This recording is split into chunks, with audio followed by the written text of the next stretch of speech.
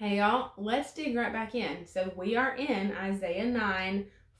For the yoke of his burden and the staff or rod for goading his shoulders, the rod of their oppressor, you have broken as in the day of Gideon with Midian. So we talked about the yoke, an arched frame formerly laid on the neck of a defeated person. Also a bar that attached to the harness or the collars of an ox that would pull the load, bear the burden. Burden was the next word that really jumped out to me. So burden, and these things came from dictionaries and my Hebrew lexicon, so 2 different Hebrew lexicons. So I've pulled from several different sources, and these are the things that really made light bulbs for me. So the burden is always figurative of a burden of tyranny.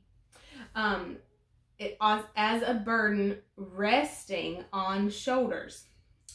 In Hebrew, it has the connotation of servitude. Now, this is so massive. When we set the stage of this burden and this rod and the oppressors, the end of this verse is going to make you shout for joy. I'm telling you.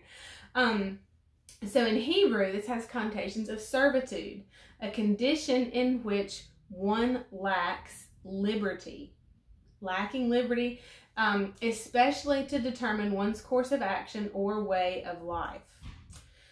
So, burden is figurative of tyranny and on the shoulders. The rod or staff, and interesting, the Amplified Version says that this rod or staff was used for goading their shoulders. So this was a pointed rod or staff used to urge an animal on, which that goes back to the picture of that yoke, which was the tongue of the burden, the tongue of the wagon that was attached to the harness and collars for the ox, the horse, donkey to carry that burden. So this staff or rod was used to urge an animal on. Well, you and I both know what that urging is. It's painful. It is absolutely control. That staff or rod where they would goad the animal, push the animal, urge the animal, hit the animal, stick the animal, however you want to say it, is about control. That rod and staff is control. The shoulders, okay, because it says for the yoke of his burden, that heavy load, the yoke which connects the burden to the person or animal, and the staff for goading their shoulders. So, shoulders, of course, is the member on which the load to be borne is laid. So that's basically just the person, not necessarily the physical part of our body, but that we were the ones carrying the burden, right? And then the rod of their oppressor. The oppressor. This is a taskmaster. One other thing that I want to mention about that rod is that it's used in chastising. And chastising, of course, is correction.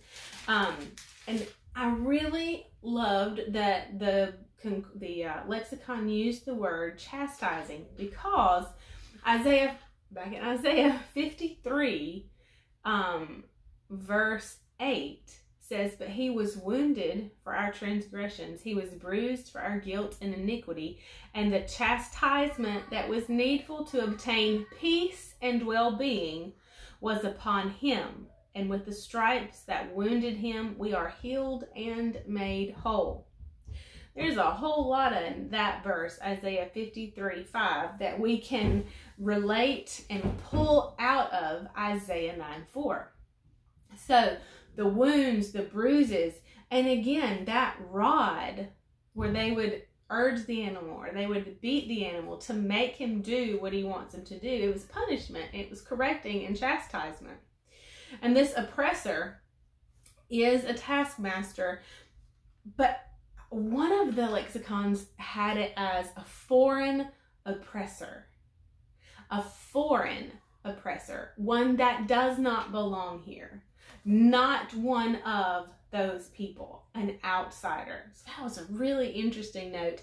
And tomorrow we're going to dig into what happened to the yoke, the burden, the staff, and the oppressor. All right, I'll see you then. Bye, y'all.